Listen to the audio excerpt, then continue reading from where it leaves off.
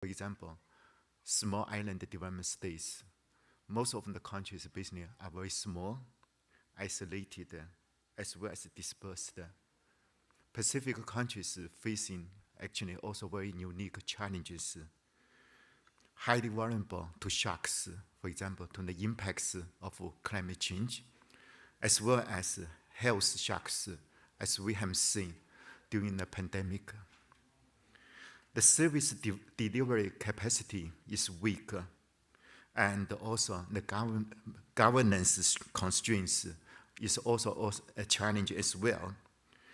In the meantime, the economy is narrow and also vulnerable, and also the countries are quite far away from the major markets, regional market, as well as international market.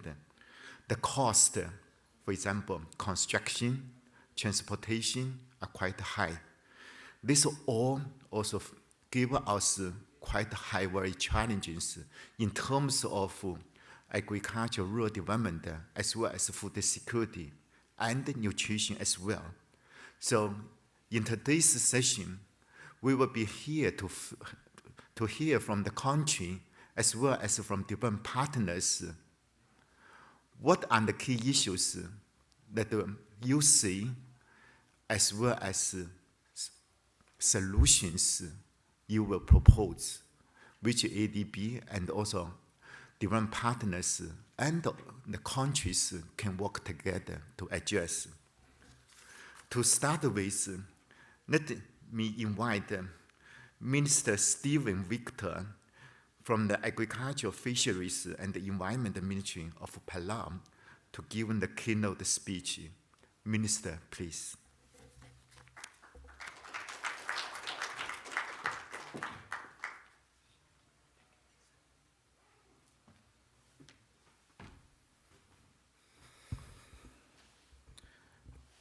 Good morning, everyone.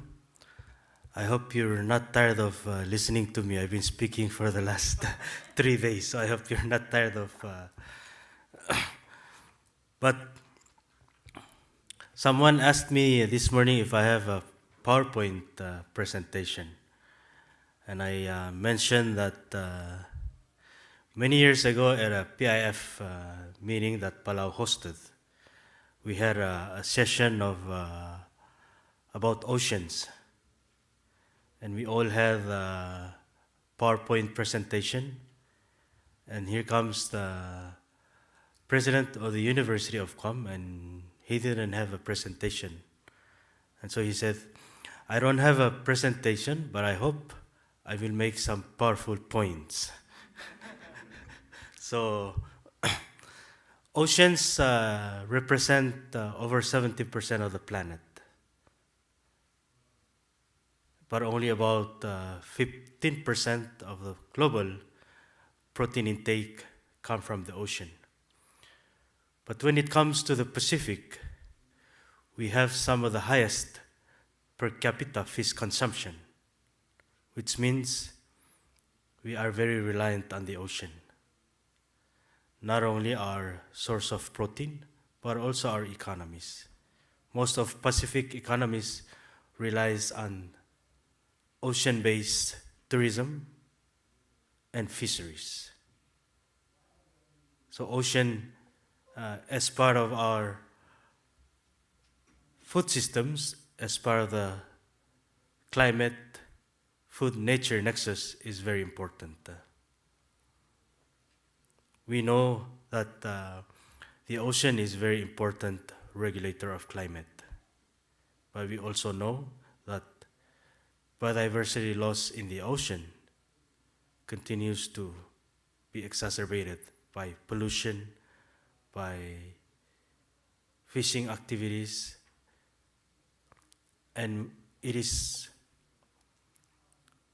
being also threatened by potential for deep sea mining that is being seen as a solution for our transition to renewable energy. So ocean, for us in the Pacific, represent an immense potential for our economic growth, but also represent a huge threat to the Pacific people because of the impact of sea level rise on low-lying islands in the Pacific. As Pacific countries, we have come together under the Pacific Island Forum umbrella and developed an initiative called the Unlocking Blue Pacific Prosperity. And this is an initiative that aims to manage 100% of the ocean, including protecting 30%. The second goal is really about Pacific food systems, ensuring a healthy Pacific people through ensuring a healthy coastal ecosystems. Most Pacific communities rely on the coastal systems as a source of protein. But we see that our coastal fisheries have declined tremendously. So there is this need to transition from focusing on eating coastal fisheries to eating pelagic fisheries. In the Pacific, in the Western and Central Pacific region, it supplies 60% of the global tuna supply. Yet, when you go to many of these Pacific countries, we import the same tuna that is caught in our waters at a much higher price from USA, Japan, Thailand, and elsewhere. So, part of our food system is how do we keep that, not just the value, but keep some of the fish within the Pacific to help support our food security. So that's the second part of the Unlocking Blue Pacific Prosperity. And the third part is establishing a fit for financing financial mechanism. We have a $500 million goal, and to date, at the last COP, the Bezos Earth Fund pledged $100 million to this initiative. So this is an initiative that we hope that ADB can also explore opportunity to be a co-investor. We've set a ceiling of a minimum of $10 million to be a co-investor in this initiative. The ceiling was set because there are many people who want to help, but considering the challenge of managing everybody who wants a piece of the cake, we said $10 million, so it's easier to manage. So this initiative has been championed by Palau and Tonga with the support from the Secretariat of the Pacific Community. It has taken us 2 years to get to $100 million, but I hope ADB can propel us a little bit further. And also Australia, New Zealand, and all our other bilateral partners. I know there are organizations within Australia that have already shown interest in providing support, and we greatly appreciate that support. So it is a model by which we can address the difficult challenges that we face today as individual countries.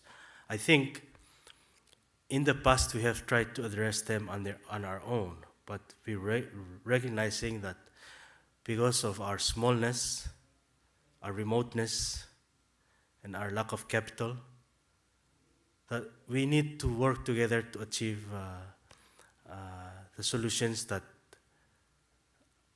has proven to work, but might have been a failure when we implement individually. We take tuna fisheries, for example. There are a lot of failures of private sector development within the Pacific because we had tried to go at it alone. What has changed that view is when some of the Pacific islands came together and formed the Paris to the Nauru Agreement. It has increased our revenue capture from the tuna fisheries quite a lot. I wouldn't want to say 10 times, but it's a lot. I recall around 2014, the value of a per cent vessel day was only at about 4,000. But today, a value of a single per cent day can be sold up to $12,000 or $13,000 per day. So that has tremendously increased the revenue capture from the fishery. But we're still only participating in the access. The fish it coated our waters, processed elsewhere, and then shipped back to us. Why can't we do it in the Pacific? So I know in the Forum Fisheries Agency Council, Papua New Guinea put forward an initiative called the East New Britain Initiative. And this initiative is meant to bring together the Pacific Island countries in terms of thinking about how we address processing within the Pacific.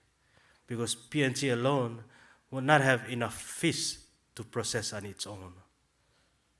We have Philippine-based companies that are fishing in the Pacific and processing tuna in Papua New Guinea. Why can't Papua New Guinea be, and why can't the Pacific Islanders be owning a company that processes this tuna? So it is a concept of hub and spoke.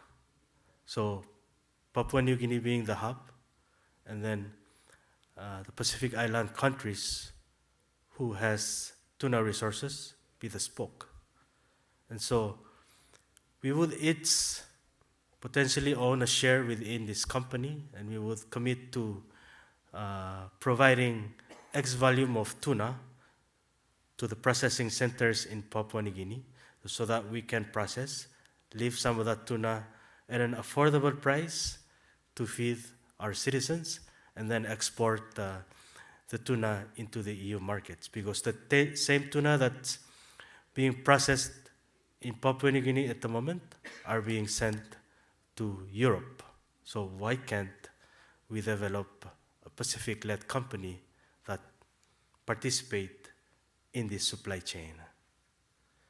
So there are opportunities that we can look at a region, and there are opportunities that are fit for individual country. For example, in Palau, we're looking at developing our tuna industry, long line, coupled with aquaculture, because bait is an important component within the long line industry. We're importing bait from elsewhere, which makes the cost of fishing high, which makes the price of tuna higher within Palau. So if we're able to address parts of the operational cost, we're able to lower the price of tuna in Palau and make it more affordable. We need investment in fishing port, in aquaculture facility, in processing facility and land. It's a total investment of about up to $50 million that will help realize development of a blue economy that's not solely reliant on tourism.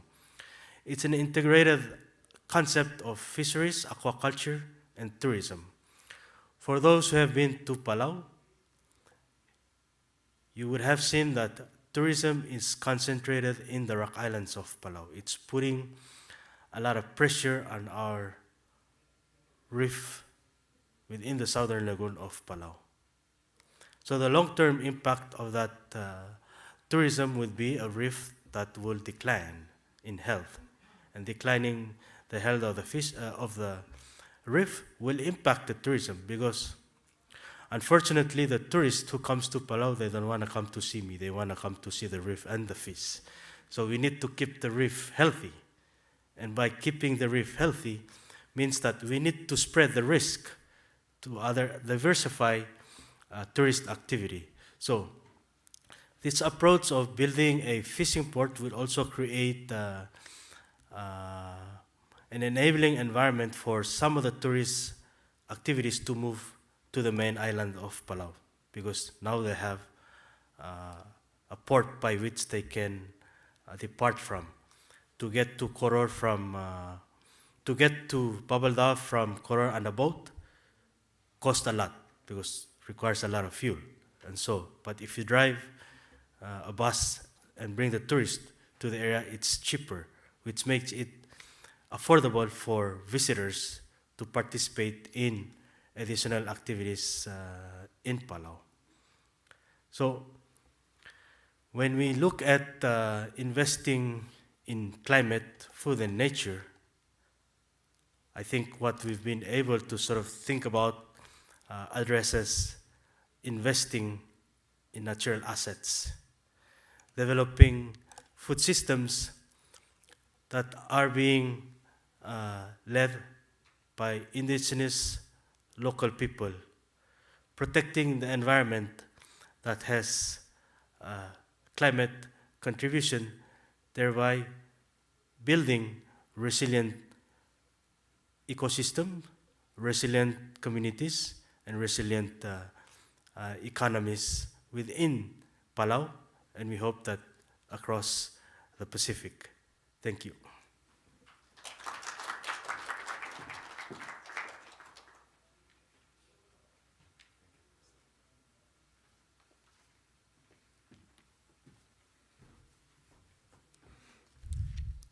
Thank you so much, Minister. Your points are powerful, but I think more importantly for us, it's highly inspiring and very insightful. You have speak on basically very rightly the importance of the climate-food-nexus. And you point out those challenges not only for Palau, but also for the overall Pacific countries. The suggestion you made actually also apply to overall Pacific countries as well. And great appreciate and also your advice on those suggestions. For example, you highlighting working together with the private sector, as well as to make sure the community ecosystem is sustained, is kept healthy, and to keep the overall objective to have resilient ecosystem, resilient community, as well as resilient economy. Thank you so much. Let me invite the panel members to come on board. And may I just, if okay, Minister, may I just ask you to come also on board as well. Minister, please. Okay. Thank you, Minister. Understand. Thank you so much. It's good that we have your insights here. So now I will invite Ms. Regina Lukanju, Senior Food Security Policy Officer from Department of Agriculture and Livestock, PNG. Ms. Regina, please. And Ms. Adisi Tuka, Food System Program Lead, the Pacific Community.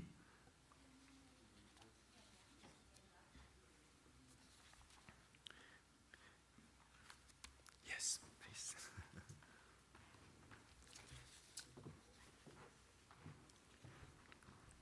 Ms. Fiona Lin, Director, Agricultural Development and the Food Security Section, Department of Foreign Affairs and Trade, Australia.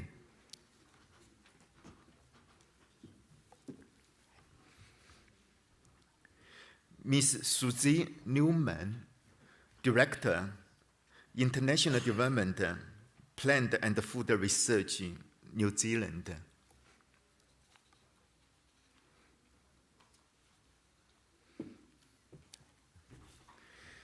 And Mr. Liang Ziyu, Senior Research Fellow, Foresight and Policy Modeling Unit, Department of Transformation Strategies, IPRI. And we have also Mr. Joseph Newman joining us online. Mr. Joseph is a Food and Nutrition Officer from FAO Sub-Regional Office from the Pacific Islands. Mr. Joseph, can you hear us? Just to check you are there. I do. Thank you. Thank you so much.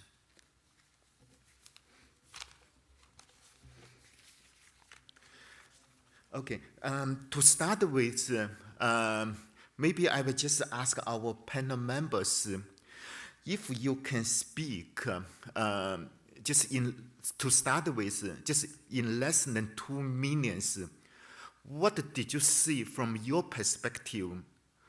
What is the most pressing issues for food security in your country or in the Pacific region? So if it's okay, I start with Ms. Regina, please.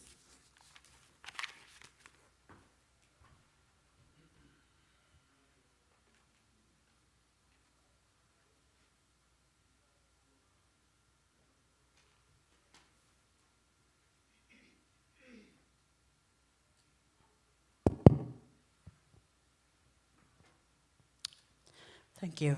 Good morning, everyone. Again, thank you, Minister, for that very inspiring speech this morning. It sort of lays that foundation for all of us, and it mentions what we do face as the Pacific Island nations. But for Papua New Guinea, one of those maybe critical challenges for us would be in times of climate change and our food systems. And for PNG, it's a very subsistence production-based food system. And so to be able to bring those food from the rural areas into where people are, and many of our people congregate to the towns and cities looking for employment and better lives. And so to be able to bring those food that is produced in the local areas into the cities and maintain that at a quality that is for human consumption. For PNG, we have there are road connections and bulk of the transportation to reach other areas is air transport, and it's very expensive. So to get those food to where people are, it is very expensive too. And I just also would like to just make a statement on a challenge that I see as contributing to the whole of the Pacific would be nutrition. And NCD, non-communicable disease, is a very it's a hidden killer across the Pacific, and PNG is there in that. So to be able to have quality food, to be able to change the diets of the people, to choose quality, and all of that, it is a lifestyle. Diseases are now increasing and killing a lot of people, and that is something that needs to be also a very challenge for us in in Papua New Guinea, but also for the Pacific, to be able to look at how best we can be able to address that silent killer. Thank you. Thank you very much, Regina. You touch on the climate change and also bring food to where people is while keeping the quality of food as well as the nutrition. Thank you so much. So then I will ask Ms. Adisi for your intervention. Thank you. Sure, thank you. Honourable Minister, ladies and gentlemen, my fellow panelists. I'm not representing a particular country because I work for SPC. I'll give sort of a regional overview, which is complex given I cover 22 Pacific Island countries and territories in varying sizes, from tens of thousands of people to millions in other economies, atoll countries to more large land-based economies, so diversity in terms of representation. I'd probably reflect on, in terms of the convergence of crisis, if you will. So looking at climate change, obviously the biggest challenge confronting us, throwing in the health crisis, which Regina has elaborated on, the loss of biodiversity, which the Honourable Minister also pointed out, but also just generally economic instability. And if anything, COVID-19 is still very much upon us, at least the recovery process, or we're trying to. So, putting all that together in one basket, and if you were to dissect all of that even further, it almost seems a very mammoth task, and the complexities around that. And so from SPC's standpoint, as a technical and scientific organization, we're mindful that we're an extension to government services and programs, and we cover over 25 sectors. And so for us, the challenge is really around addressing food systems in a systematic way, recognizing that we can't work in isolation, and that food systems isn't just about agriculture and forestry. It's about fisheries resources, coastal and pelagic. It's about infrastructure, soft and hard, and that's another list that goes on. It's about having people-centered approaches. So where women and youth particularly, we're finding that there's a mass exit or low participation in these sectors particularly. Everyone wants jobs in the office nowadays. So a lot of skills and capacities. And yeah, those are just sort of the ones on the top of my head. But if we were to have a deep dive, of course, a lot more of that will come. So whilst these challenges are many and plenty, I also like to think that we want to focus on some of the positives. And there are lots of positives in the region. There's a lot of great projects and initiatives that are being rolled out by countries and territories, as well as the regional organizations, of course, with support of our partners. But I think three that stand out is, for the Pacific, food is part and parcel of our culture and our identity. So traditional knowledge and indigenous food systems, coastal food systems, I think that's something for us to build on. There's lots of learnings, particularly if we want to address food system deficiencies. Secondly is obviously the Blue Pacific continent. Our leaders have endorsed the 2050 strategy, and as Honourable Minister Victor pointed out, the ocean is our biggest resource. So how do we, we have a big stewardship role over that, but there's also lots and lots of opportunities. And I think that's where those of us in the room particularly would like to really explore that further. And then thirdly is really around, collaboration and partnership. SPC is one of several regional organizations. We're part of a regional architecture with lots of amazing other sister organizations. So we're all pulling our resources together to try and support our countries, as well as lots of partners, including Australia, New Zealand, and the ADB. So I think that's an important positive for us to go forward. As my kids like to say, you either go big, mummy, or go home. Thank you, Alice. And also, SPC, as you said, actually is playing a very important role in promoting the cooperation and the integration across countries in the Pacific region. And also, actually, I'm also happy to hear you mention about the coastal protection. as well as the infrastructure part, in addition to support needed for agriculture, fisheries, and nutrition. So this is also important area, actually, ADB is looking into on enhancing climate and coastal resilience in the face of climate change. Thanks so much.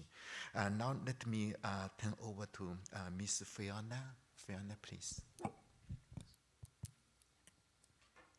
Thank you very much for the opportunity to be on the panel. So I'm with the Australian government, with the Department of Foreign Affairs and Trade, and I work in the development area of DFAT.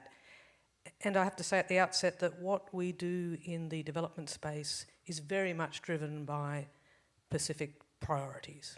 And it's certainly very clear to us that climate and climate adaptation and resilience is a key part of that story, as we've touched on already. But also a key part of that story is just how sizable still a number of people in the Pacific who are still reliant on agriculture and on fisheries. There are still a sizable proportion of people that live in rural areas who rely solely on agriculture and fisheries for their incomes and livelihoods. And I mean, that's very real. They need those incomes to send their children to school, to access healthcare. So working together to improve those livelihoods is a very important part of what we do. I mean, we do have programs that help to link farmers and fishers to markets. Be able to provide inputs, hopefully locally produced inputs, and to sell into domestic and export markets. But I have to say that the markets are very thin in the Pacific. I mean, we work with aggregators and with agribusinesses, but there are not so many of them. There is not a strong level of expertise amongst farmers and fishers in terms of engaging in markets, in terms of understanding what they need to be commercially viable. And the connectivity, the connection to markets is really problematic. So I think when we're thinking about investment in the Pacific, it's really about building the entire ecosystem that helps people engage in those markets. So not just looking for single agribusinesses, of which there are not so many, but trying to build the entire ecosystem. So I think, sort of touching a little on Regina's points, when we think about investment in the space, it is investment in that whole ecosystem. So in the connectivity piece, transport, but not necessarily all the major roads. It's thinking about those smaller connector roads, the smaller wharves. How do we build an ecosystem that can really reach out and be accessible by smallholder farmers and by small-scale fishers? Communications, another important point, but communications into regional and remote areas, because that's the people. That's where the people live whose livelihoods we are trying to improve. I think also when we think about income streams for smallholder farmers and fishers, they're trying to reward or finding ways to reward them for their natural capital, and the natural capital they build is a real challenge, but an important one that again we need to work collaboratively to try and address, because farmers and fishers are not only farmers and fishers, they are also land and water managers. They are natural capital managers, and we do need to find systems that can help them be rewarded for that important work as natural capital managers. And I think finally, again, about trying to build that ecosystem, so investing in markets, actual physical markets, and hubs in regional areas, so trying to bring those services to the rural people rather than expecting that rural people are going to find their way to the services. So services, knowledge, inputs to help them improve their livelihoods. I'll leave it at that. Thanks. Thank you very much, Ms. Fiona. among all the things you talked, let me just echo what you mentioned about building the entire ecosystem, and also you mentioned about investing in physical market.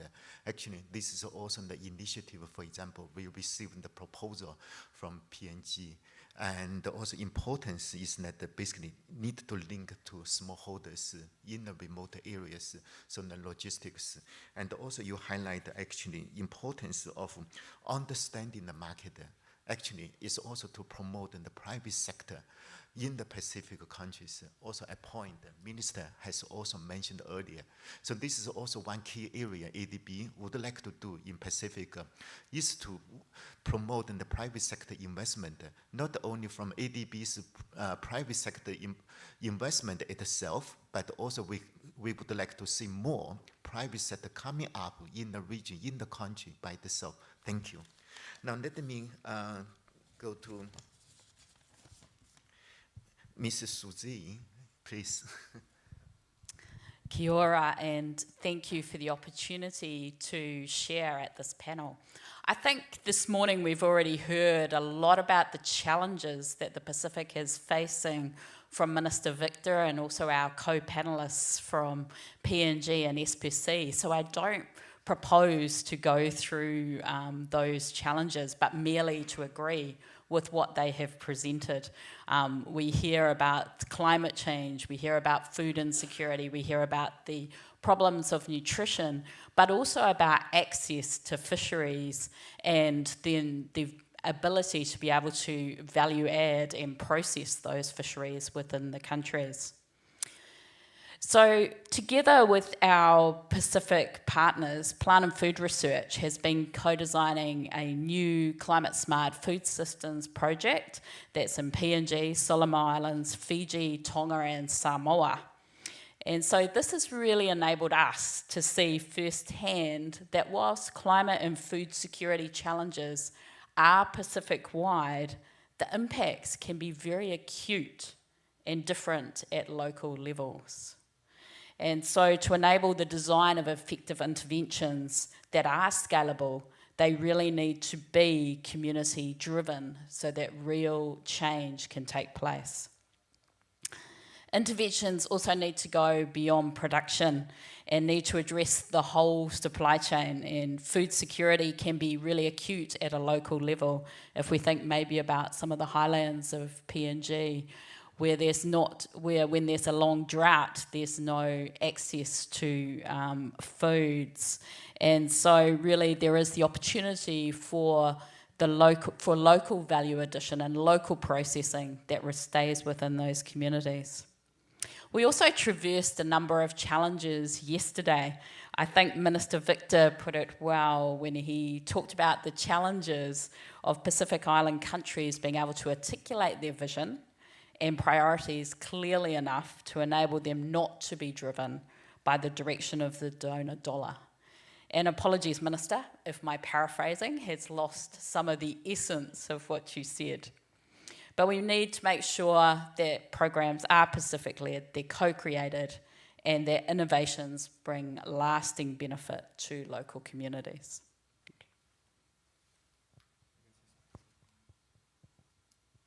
Thank you very much, Mrs. Sui. I can see that the plant and the food research, as well as other partners, for example, from New Zealand, can help substantially on the research and the development in Pacific countries. And as you said, also to go beyond the production. Production itself is very important with the climate-smart agriculture technology or fisheries techniques, for example. But we also need to look into climate-resilient value chain as well. So thank you so much. Now let's come to Mr. Liang Zi. Liang Zi, please. Okay.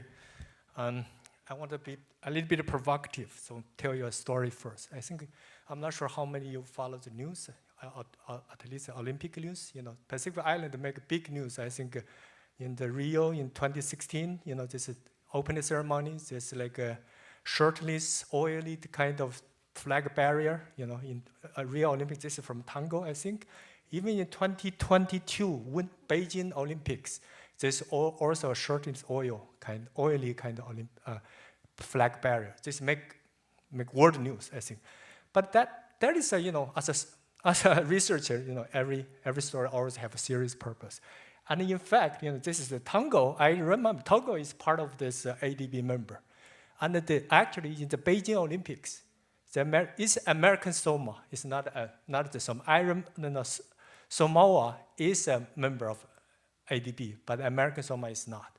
I think, that kind of things, illustrated the challenge you are facing in a lot of sense, Of course, you want to do, I don't mean that you try to make shortlists to make a splash, but I think this is what we'll talk about, You have to admit there's a lot of challenges, And then this connective action, Alisa, maybe your organization play a big role. If you really want your voice heard, that is one way. Of course, your athletes also make good one. Okay, I'll stop here. I don't want to too provocative in that sense. Okay, I'll talk about what IPRI does. Actually, IPRI, is not me. Actually, I'm representing Amini. Of course, I'm not Amini. Amini Schmidt is our IPRI guy in the Pacific. I'm quite enjoying. But we have done, actually, with ADB's funding, I'm old, almost 15 years ago, I saw yesterday is 2010, 2012, do a climate change impact study for TA for the Pacific Island. We did 3 countries. Actually, my boss, Mark Rosegren, did the keynote speak over there. A lot of things actually, of course, there's a lot of things changes, but that is kind of vision ADB actually think about. I mean, for climate change, 15 years is a long time. That is already visioned that. A lot of things. But I learned a lot of things. Of course, the huge. If you talk Pacific Island, is huge diversity. I know Fiji's agriculture is not that much, but Pacific Island, Solomon, and PNG and Solomon Island agriculture actually very important in that part. And then everybody talk accessibility.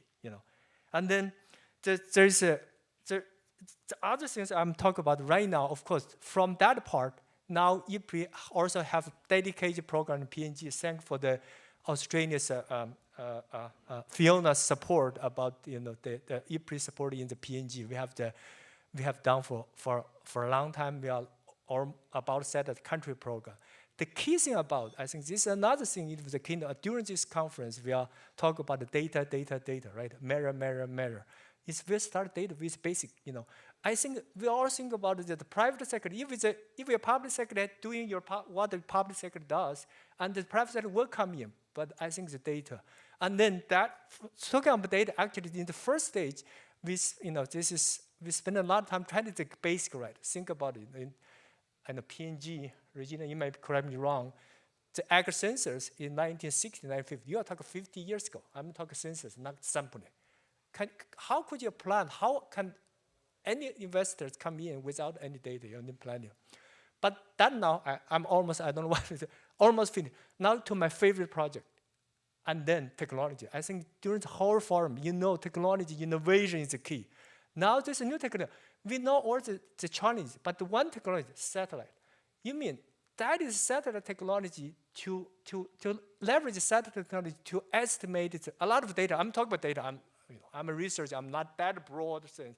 Think about the data issue. That would be the key for a lot of things.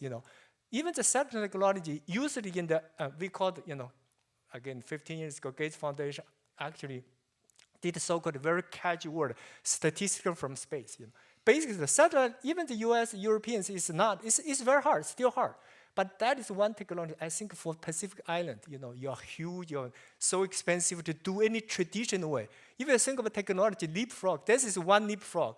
Think about your land phone to mobile phone, right? You don't need to go to land phone. It's the same thing in the traditional way to do statistics. Maybe this is a satellite-based technology. I really think this technology can and should be applied for a lot of technology, at least on data side. Maybe you don't need to go to the traditional way to do it, but that is the future. Maybe how to leverage satellite. I know there's European space agencies, NASA space agency, but even Japanese, Chinese satellite is very good. We are talking about. For agriculture, you don't need the Pentagon's kind of very high precision. 1 meter kind of resolution is good enough for most, even for smallholders, it's good enough. I'll stop here. Thank you very much, Liangzi. you highlighted the importance of data, and in particular, for example, agricultural consensus in some of the countries may need to be updated. Very nice point. Actually, this would be very, very useful for the countries to put forward the evidence-based policy making, and that's also where EPRI can add value, supporting policies, updating, for example, in the countries. And actually, we have already received requests from some of the Pacific countries to see how ADB can help on updating agriculture and fisheries policies.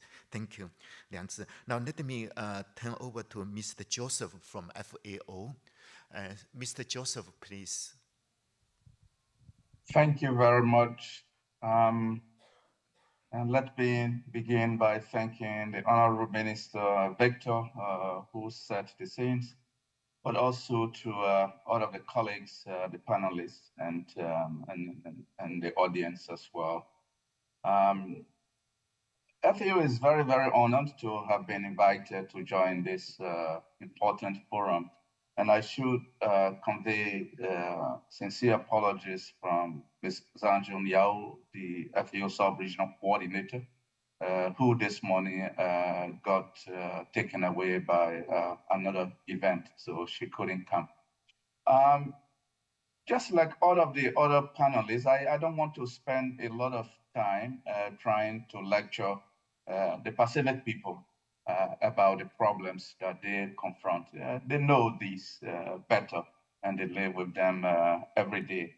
Every day we hear about, agricultural implements being costly because of isolation, land and water are scarce because of climate change, local farming is disincentivized by unfavorable labor, technological, and economic conditions. The population is also conditioned by the forces of economics to eat less of what they produce by eating more of what is imported. Unfortunately, while most of the imported foods are comparatively cheaper, they are often not the healthiest. So Pacific Seas deal with a crisis of non-communicable diseases that my colleagues mentioned. And these are known to be the single largest killer of the population. For example, in Samoa alone, 81% of the total deaths is attributed to NCDs. So, ladies and gentlemen, this is a common story. Let me focus on solutions because I think this is what the discussion is about from the perspective of FAO. Our Director General, Dr. K. Duyon, proposes that FAO should address the food security challenges of the Pacific from 4 interlinked points by working on investing in what he calls the 4 betters. And I will name them better production, better environment, better nutrition, and better life.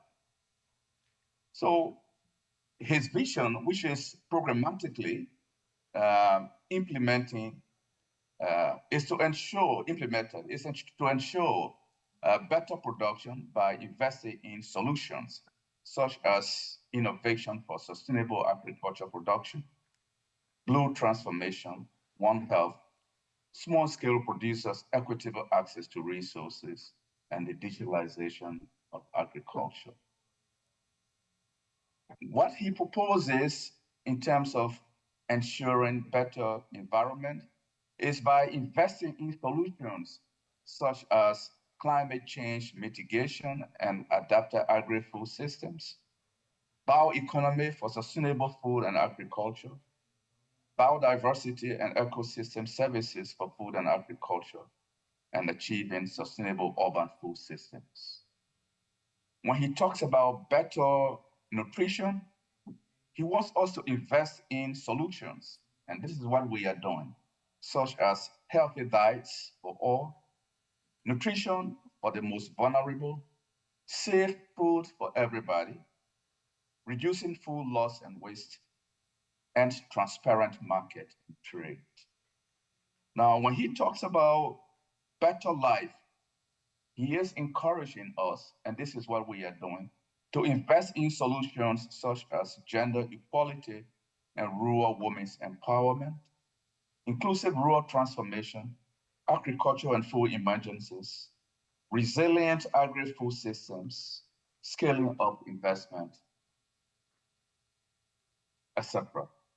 Now, the last point, when he talks about investing in cross-cutting solutions, he's encouraging FAO, and this is what we are doing, to invest in themes and accelerators such as technology, innovation, data, complements, etc., etc. But ladies and gentlemen, the Pacific seas and seas in general require a specific attention. So in 2021, the FAO Director General created the Global Seas Solutions Platform to provide a uniquely innovative intra and inter-country and regional knowledge exchange enabler to incubate, promote, scale up, and replicate locally grown ideas to accelerate the achievements of agriculture, food, nutrition, environment, and health-related SDGs. A key activity on this platform is the Pacific Sea Solutions Forum, which is convened annually by FAO. The objective of the 2024 Pacific Sea Solutions Forum, which will be co-hosted by Fiji in Nadi from 27th to the 30th of August, is to strengthen, promote, and optimize enablers that can catalyze better production, better nutrition, and other before vectors that I have already named. As it is with this forum that you are in today, the 2024 Pacific Sea Solutions Forum will focus on solutions to the food security challenges of the Pacific Seas. The forum will be headlined by the Prime Minister of Fiji and the FAO Director General, with more than 300 participants from in and outside of the Pacific.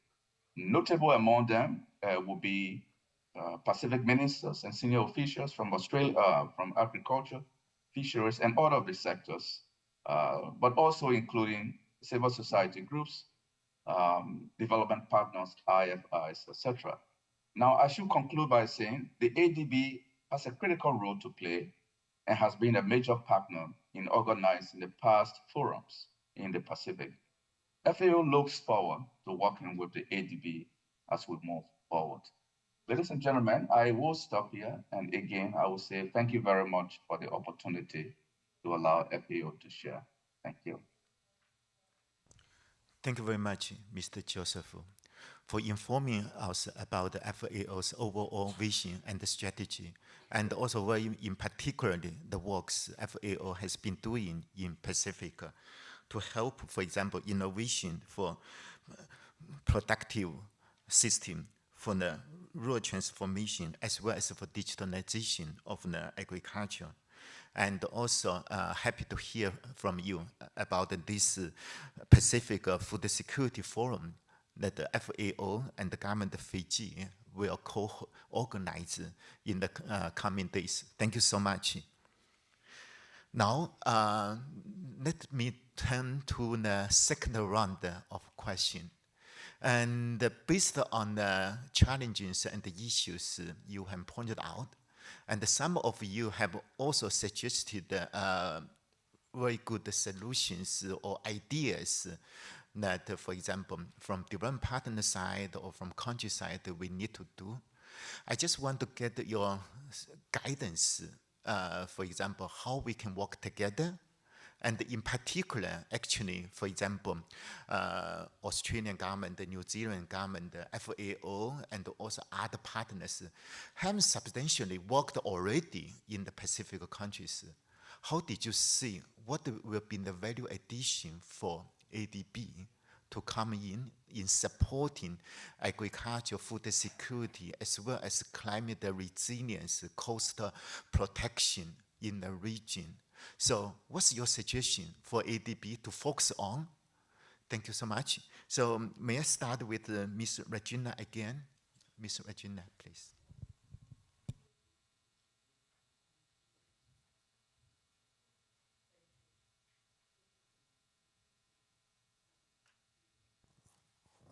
Thank you.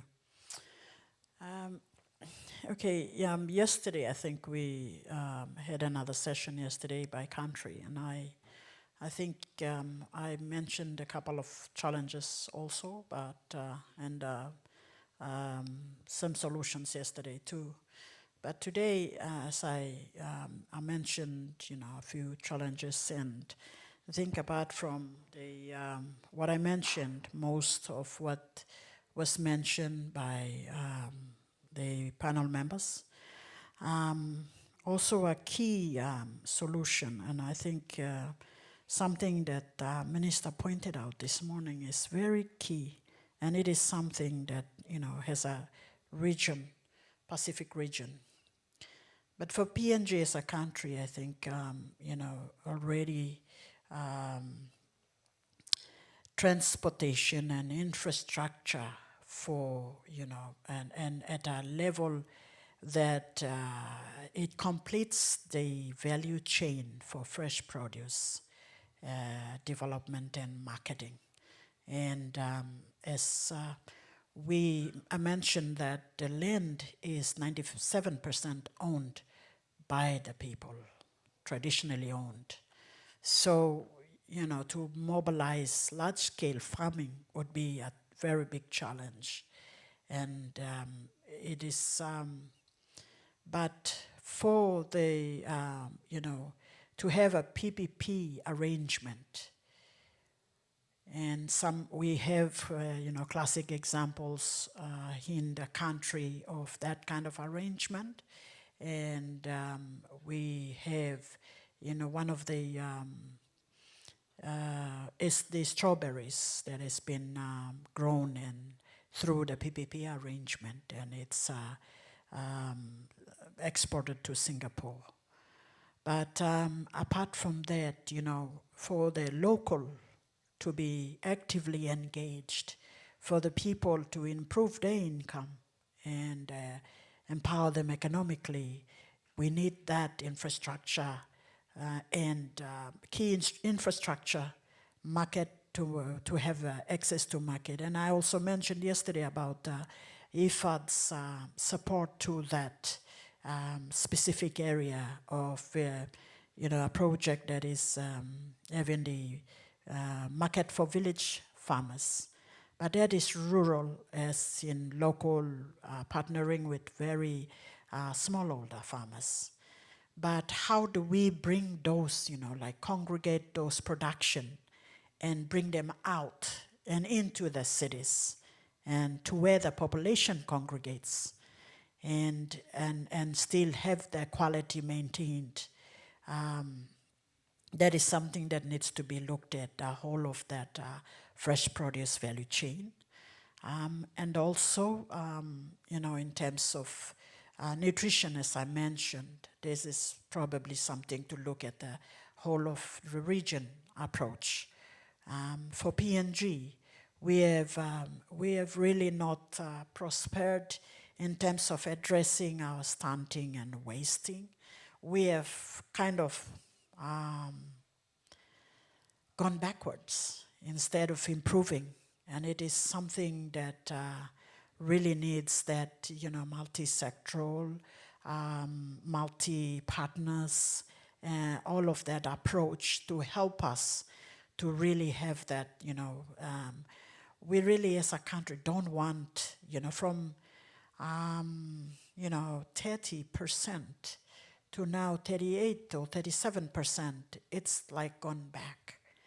And we don't want the stunting to be generational.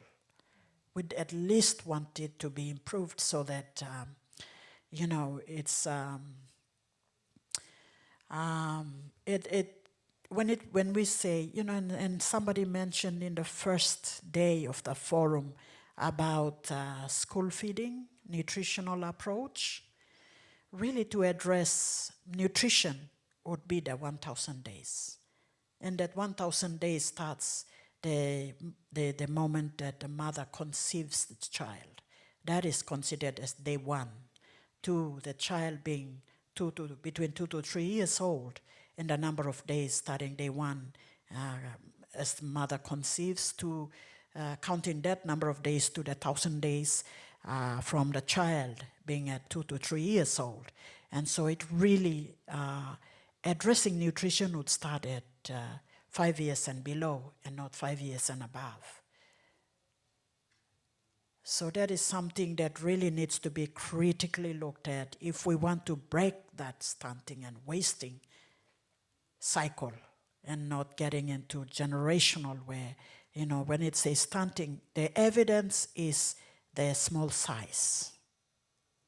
But really when they mention stunting in nutrition, it's all about this, the stunted growth of the cognitive, the brain network.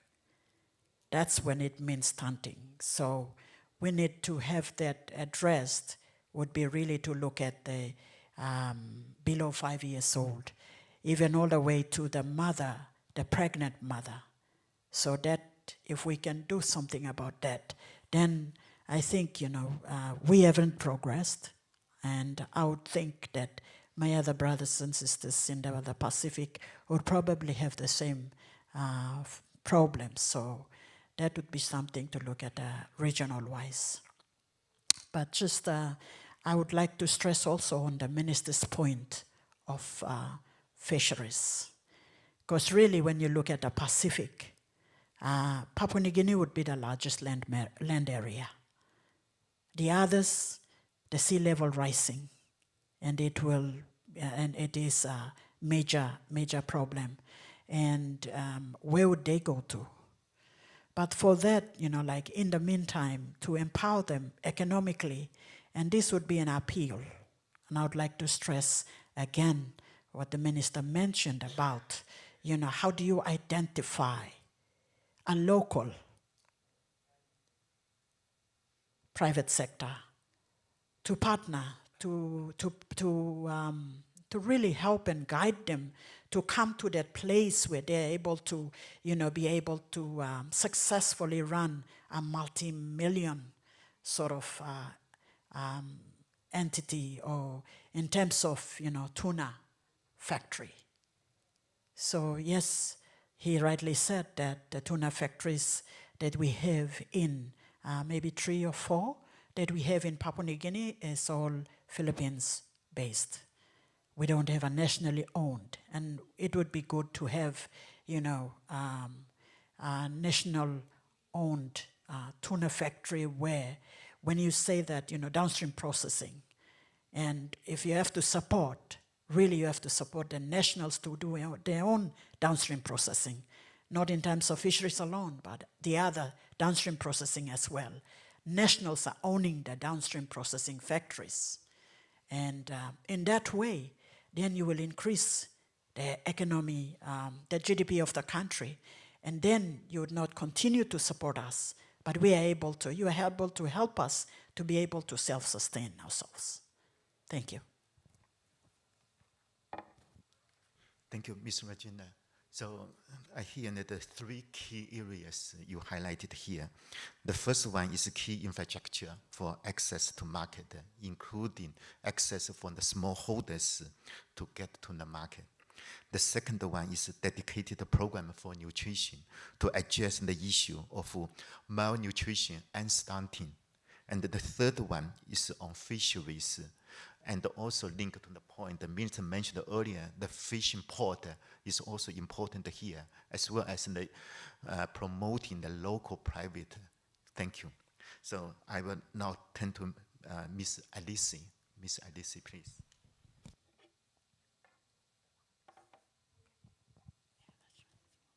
Thank you. I think in terms of opportunities, there's lots, and I think probably I'll quickly highlight maybe 4 or 5. One is, I think, regional policy setting, and the Pacific region has lots of policies or regional strategies already in place. Obviously, the overarching one is the 2050 strategy. From SPC's perspective, we've got our strategic plan. We've got for fisheries, the new song for fisheries, coastal fisheries. The agriculture and forestry strategy is currently in development, so we should have one soon. And so I think that sets the scene for, as entry points for donors or partners like ADB, first and foremost. So, it's not about creating a new set of, where can we come in to support the work that the Pacific does. That's pretty clear cut, I think. So I think those are good entry points. Secondly is I think there's lots of opportunities for donor coordination as well, or partnership coordination. The regional architecture, of which SBC is part of, there's the Forum Secretariat, which the Minister had mentioned, and I think ADB is also, has attended the Forum Economic Ministers and so on. So I think joining those dots of where we all participate, we share membership. I mean, the same members that are in this room are also members of ADB. So I think just that ability to maybe reinforce those connections and build or enhance those relationships is really crucial when we're looking at complex areas like food systems. For SBC, we're really fortunate that the SBC members and under their leadership came up with such an amazing strategic plan using a futures foresight methodology, which we've never done before. So I think that's really key for us, and having that leadership from the membership and reinforcing food systems as a priority area. If you look at our strategic plan, we have 7 key focus areas, and one is purely dedicated to food systems, and I think that clearly shows that members value and see the importance of this really crucial issue that's confronting the region. So I think that's really important for us. Internally, we've created what we call flagships. So we have 4 flagships in SBC. One is food systems, which I look after. There's one on gender, there's one on oceans, and there's one on climate change. And all these 4 are so interlinked and interconnected. So we support the work that all our divisions do. So we've got technical expertise in fisheries, agriculture, forestry, statistics. We've had data and measurement from day one. So we've got a really strong statistics division. We've got a human rights division, education, health. So the flagships are really there to reinforce the work that they do in their countries, but it's also about bringing innovation. We'd like to see ourselves, the flagships, as raising the heat in the room, pushing the boundaries a little bit, and just bringing some innovation to the whole conversation. But also finding more intentional ways of working with other partners, particularly civil society and private sector. SBC is an intergovernmental organization, so we work with governments and line ministries. They're our focal points, if you will. And we do work with civil society and private sector and academia, but almost very ad hocly in a way. So I think that using the flagships and a new strategic plan is a really great way for us to have a more intentional way of working with these groups. And we know food systems particularly affects every single person. If there's one issue that confronts every single person in this room and in our region, it's food systems, because everyone has to eat or drink. So I think that's really crucial for us. One of the other issues I wanted to present was around the regional research agenda. So that's part of the work that SBC is doing. And I think that's an important one for the Pacific, particularly, and it's not just focused on agriculture and forestry. Again, it's the entry points for broader food systems conversation when it comes to regional research. So that's still a work in progress from SBC side, but we're really excited about that, and I think that's an important one for partners, including the Asian Development Bank. The second last one I wanted to mention was regional public goods. So for SPC, we are a regional organization. We bring together collective capacities and capabilities. So we have what is CPACT, for example, which is our seed and gene bank that's based in Fiji, and acknowledge the support of the New Zealand government in recent years supporting that. We've got the Seeds for Life program. We've got POVAPS, which is the Veterinary Animal Production Services. We've got the Pacific Data Hub, and we're just building now our food systems database with the support of the University of Wollongong. So lots of stuff happening in terms of regional public goods to support our member countries. So again, that's an area where I think a lot of the partners like ADB can find support or access to partnerships with SBC. And last, I think, is just support and echo the message that Honourable Minister Victor talked about, the transformative investments. He mentioned the Unlocking Blue Pacific Prosperity, and there are 3 focus areas, of which the second one is on coastal food system. So really underpins the work we want to see going forward. Of course, 100 million investment from the Bezos Earth Fund, and looking to now leverage and mobilize additional funding to support that work going forward. And that's also, I think, really crucial for us to consider, because it's really looking at, I mean, it's not about business as usual, if you will, I think, and that's come through from day one. And I think think it was Joe who put up that slide, the 5 areas of investments, and nutrition being the least, the area which had the least amount of money going into. So I think transformative investment's really crucial, that it's not about business as usual. It's not even about iterative shifts. I think it's really about being transformative and even radical in some instances. Thank you for raising the PPPs and private-public partnerships. From SPC, because food systems we see is more people-centered, we'd like to also maybe shift the dial a bit and focus on people first, private-public partnerships, but also how do we then just work together to really find entry points for food systems. I think, I've been in this role for 2 years, and it hasn't been easy to sort of mobilize resourcing for food systems. It's a key focus area, everyone talks about it, likewise with climate change, but I think it's still very sectoral in terms of access to funding and resourcing. And that's great, that's potentially the entry points into addressing broader food systems, but I think there's got to be a bit more consideration more generally around where is it, or have that conversation about if we're talking food systems and investments, what does that actually look like?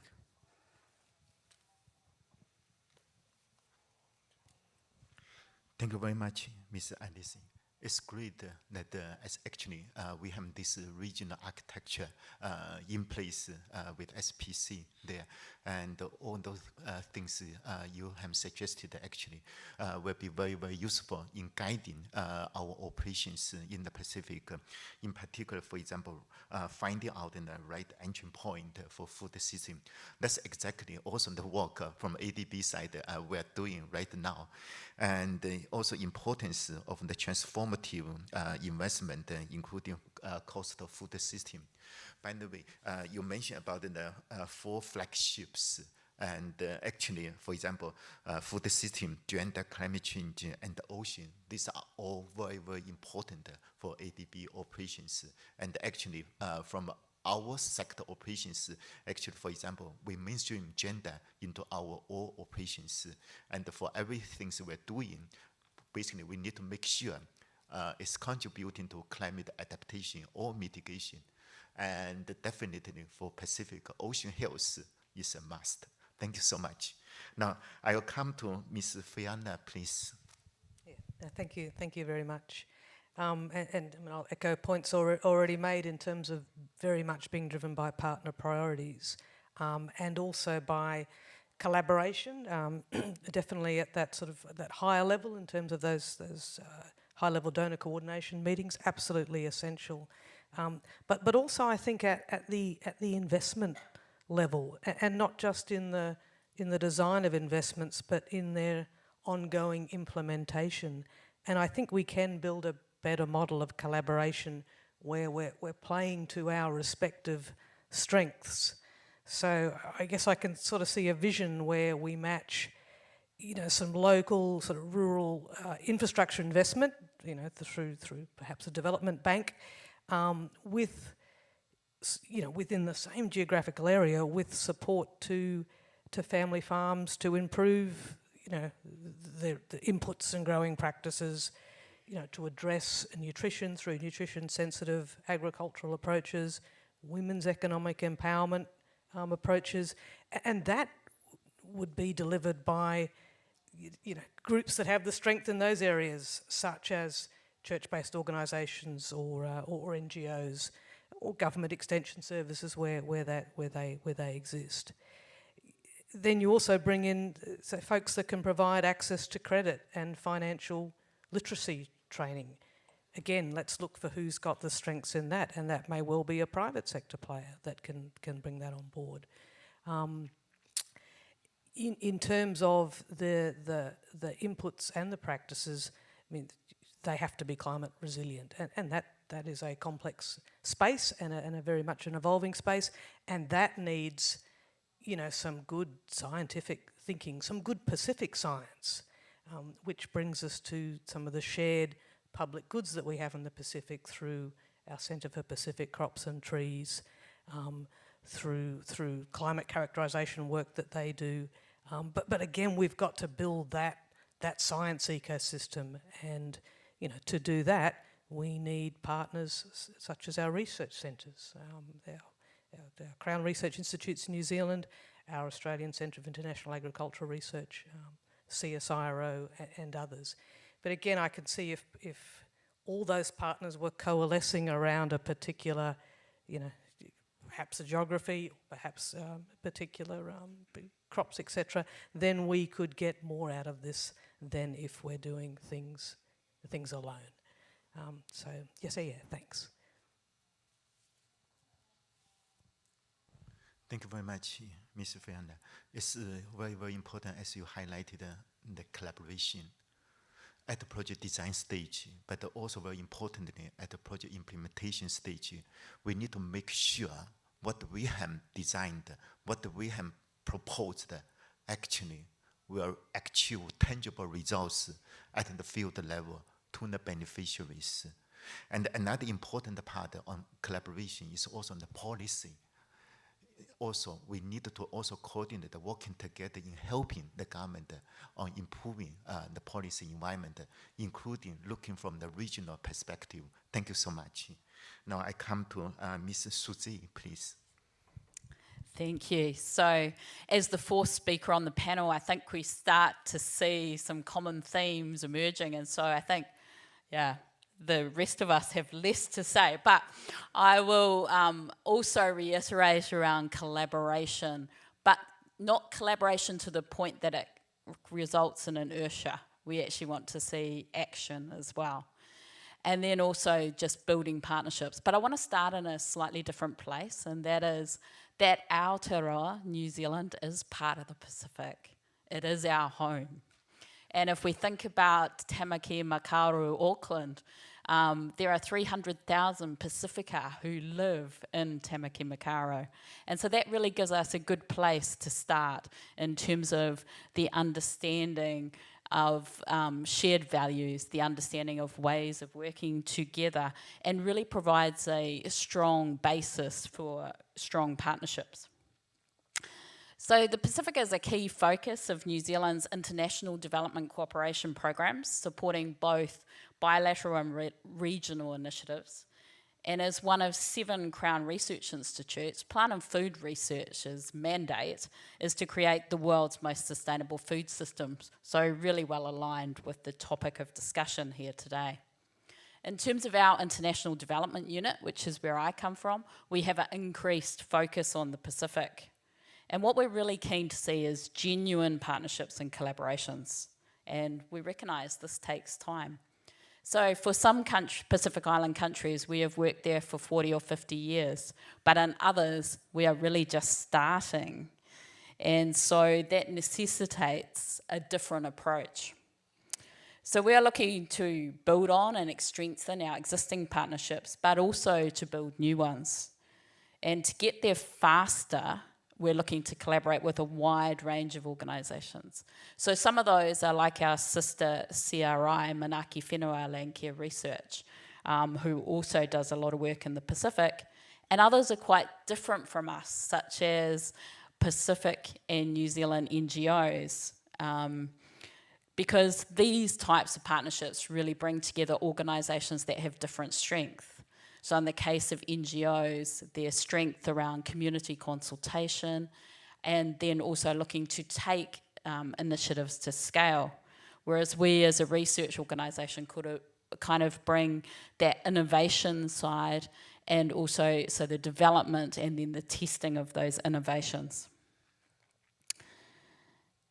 And also we have a strong focus on partnering with government, research and extension organisations, so ensuring that the work that we are doing is aligned with government priorities and building research capacity and capability, and also leading to genuine scientist-to-scientist collaboration, which is what really keeps things going. One of the challenges I think we face, and I know we're supposed to be talking about opportunities, but is in terms of governance structures, right? Because we want governance structures that oversee programs well, but we don't want these to be a burden on our Pacific partners. And so we're increasingly looking to look at different models that enable Pacific partners to determine the best fit for these. As ADB looks to do more in the Pacific, there's no shortage of opportunities to invest and make a difference.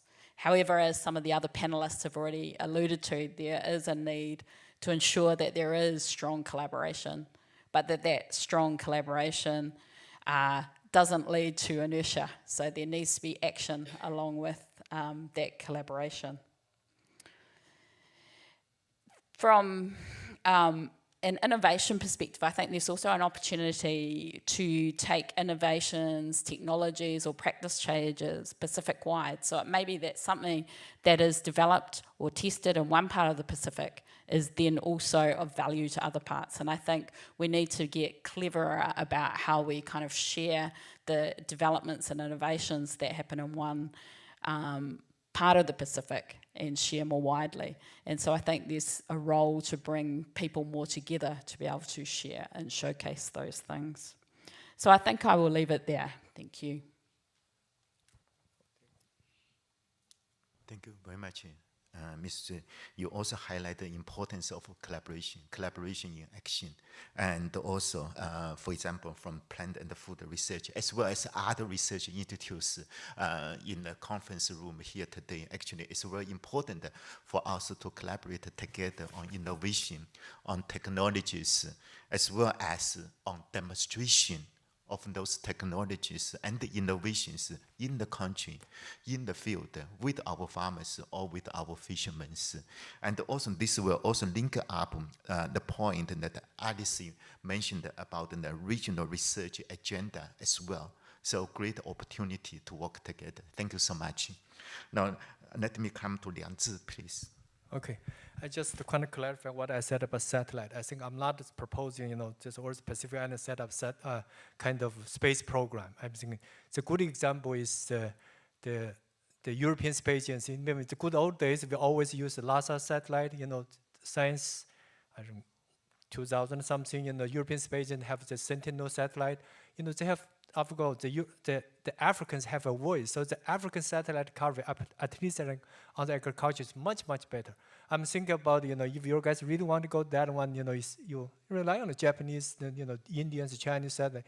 They can, you have to negotiate. It's not you have the voice heard, and then it's not like you just take satellite and then you do it.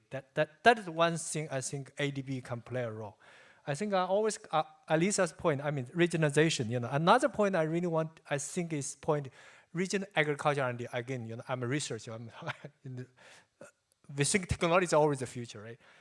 Agriculture R&D investment, everybody knows agriculture R&D investment is long, it's very expensive, it's a long time. It doesn't make sense for each country, Pacific country, to do their own research because they have a lot of similarities. I mean, I know small is beautiful, but beautiful doesn't make you rich, right? Necessarily. So in that sense, collaboration. This is one of the regional goods, where this regionalization, regional public can help. I myself do a lot of research in Africa. I'm trying to join my colleague Emily to doing a lot of Asian countries because I came from China.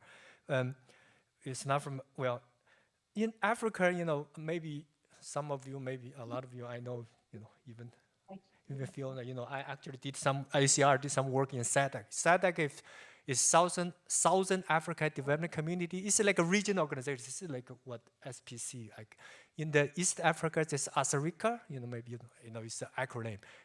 In Western Africa is CORAF, is a French kind of.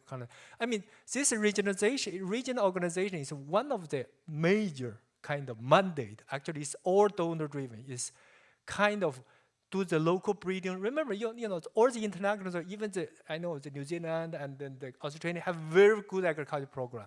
And then they may, but their breeding, all the things, maybe it's not necessarily feasible for your own country. So you have to have a local capacity to get a local breeding. And this local kind of adaptation collaboration is very expensive and very long term. It doesn't make, and then the whole spillover, the free riding issue, right? It doesn't make sense. Each country, taro, I know it's very important. Some kind of sweet potato is simple, but all this kind of localized technology, it doesn't make sense for you. Of course, you cannot afford it either because it takes so long.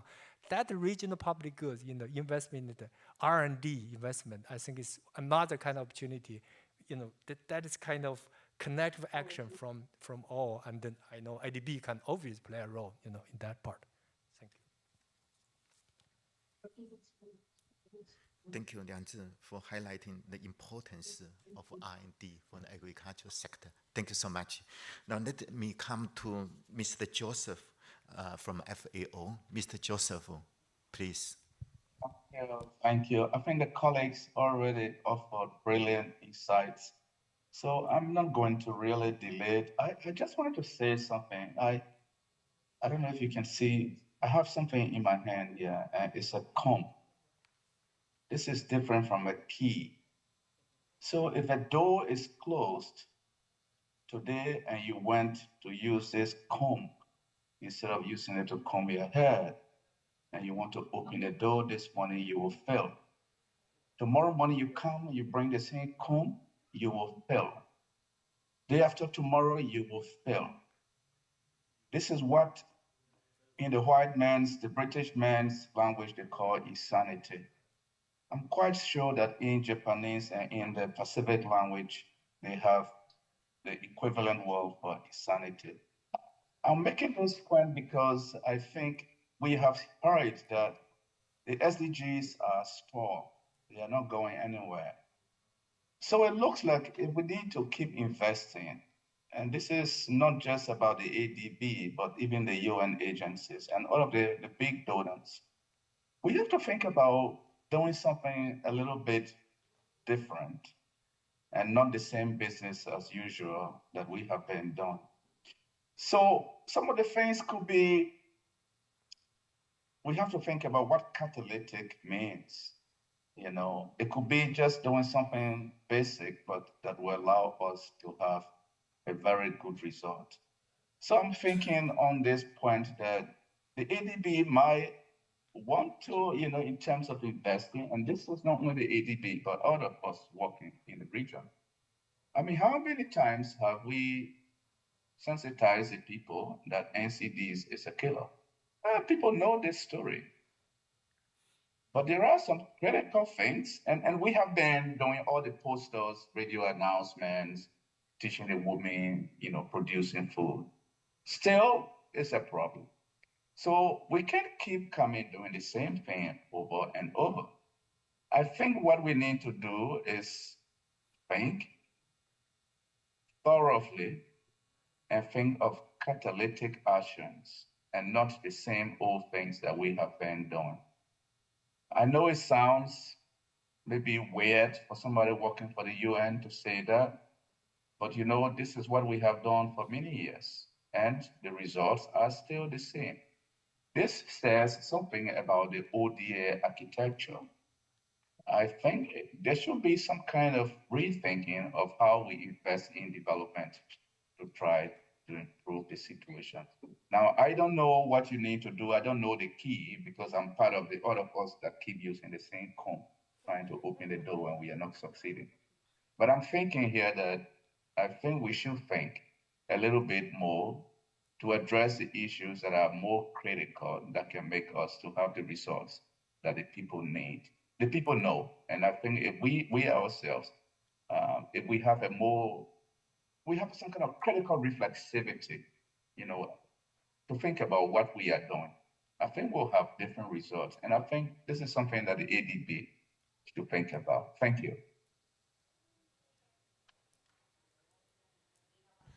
Thank you very much, Mr. Joseph, for your suggestions, and in particular, your point on revisiting the ODA structure or architecture. And also, we should not do things business as usual.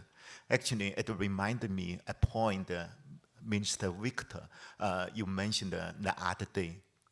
In terms of ODA support, one is driven by government vision or driven by the financing.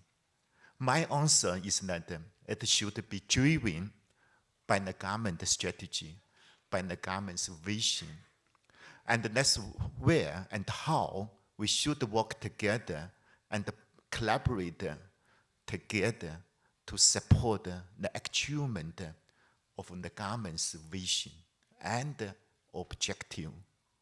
So Thank you so much, Mr. Joseph. And also, actually, we also appreciate very much the work FAO has been doing in Pacific region. For example, FAO has also this hand-in-hand initiative and supported developing specific agricultural value chain proposal for selected Pacific countries.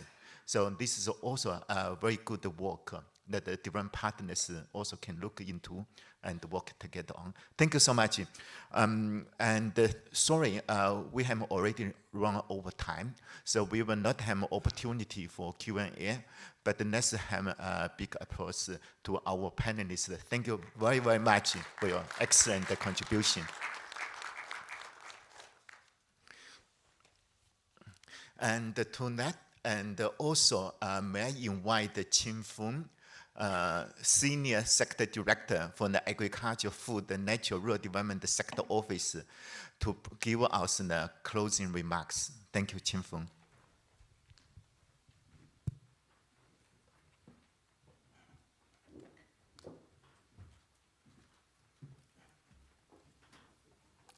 Thank you so much. I know we already run out of time, but I hope I can take 2 or 3 minutes quickly share my insight, and at the same time is also close this session. Again, Asia Pacific facing the triple crisis: degradation of ecosystem, impact of the climate change, and also the increased risk of the food insecurity. Pacific is a hotspot. Today, we really heard challenging issues, a briefing by our Mr. Steve. Happy you stay until the end, so we can have the opportunity also respond to your requests.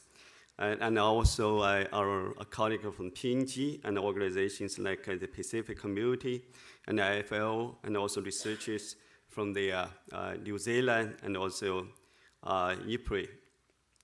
So it's very clear from one of the presentations we can hear, food security is now a major challenge among the one of the Pacific countries.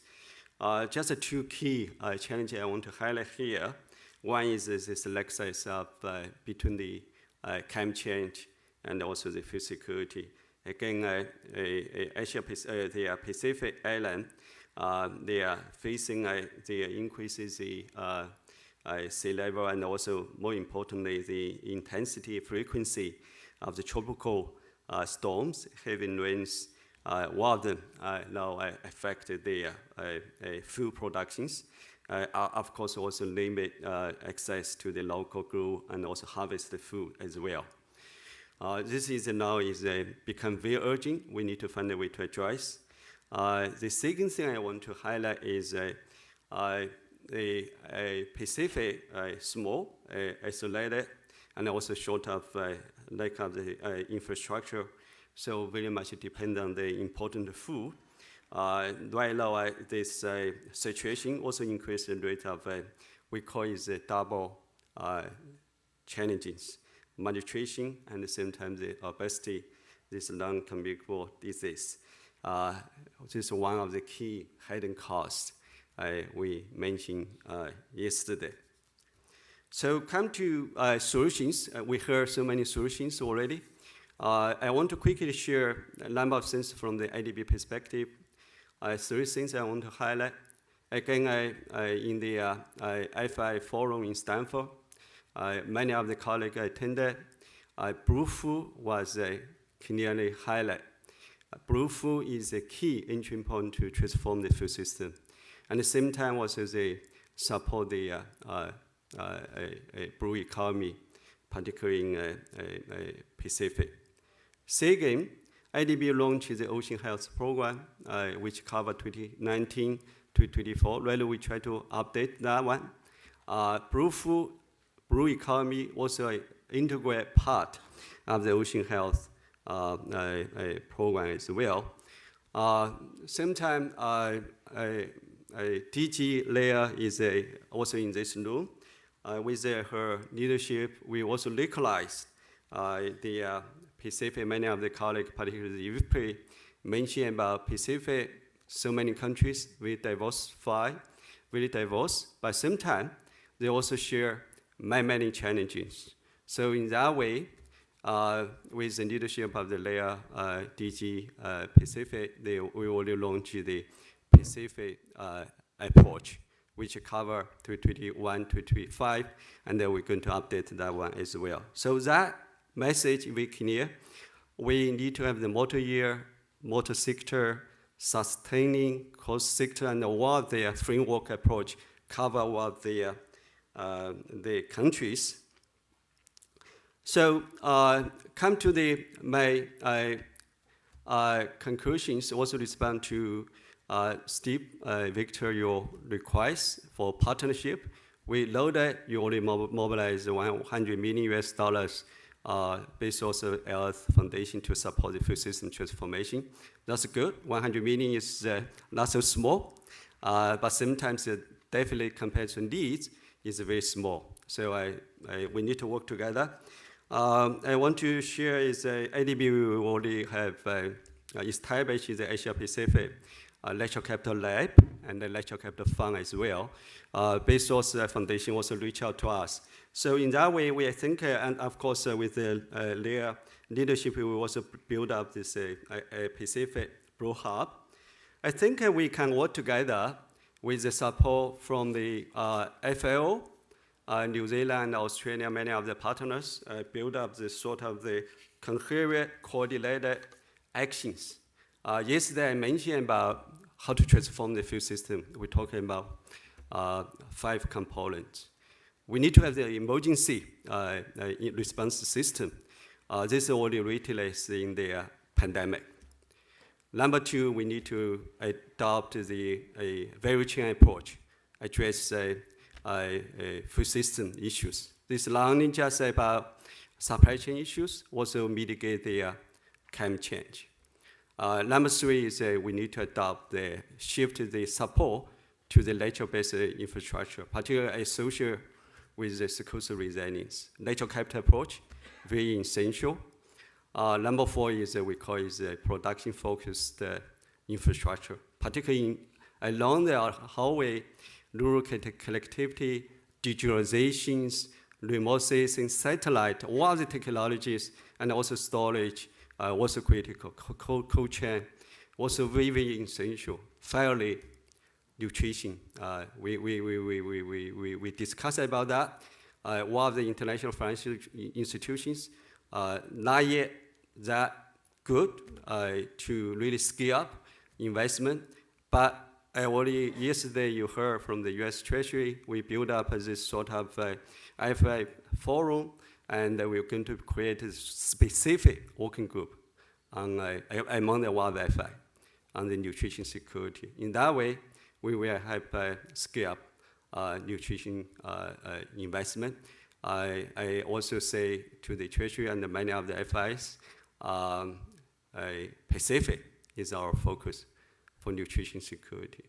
So with that, I hope we can work together, build up the more holistic, programmatic approach addresses one of the challenges in the short term, but more importantly, build up the solutions for the long-term resilience. Thanks again for one of the panel member, particularly thanks to Steve, Victor, Minister, for your support. We need to work together achieve this prosperous and long-term sustainability for the Pacific. Thank you so much.